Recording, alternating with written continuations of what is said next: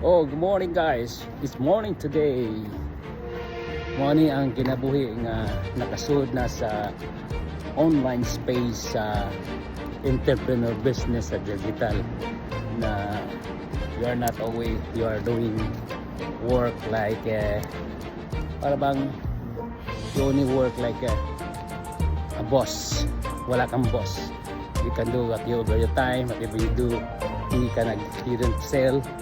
You don't let people sell it now. You just say yourself like this, vlogging. So yung mga nagba-vlogging, gusto magagamit mo nito kasi katulad yung nagba-vlog ko. Kasi ito vlog ito pag ito pera to pagdating. That's why those people are vlogging and want to accept the work for 9 to 5 hours or working for how long? Even working on that na walang nangyari sa buhay mo.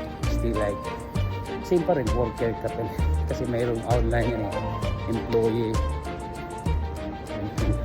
tapos mag-self-employed businessman at entrepreneur. So, ganun. Gusto mong maging isang katulad ko, katulad ng iba rin marami na kasi ang digital ngayon is top priority na parang Amazon na parang namang online na lahat ay online. So go it for it para makasama ka. Go for it para ikaw na rin ang isang maging free for a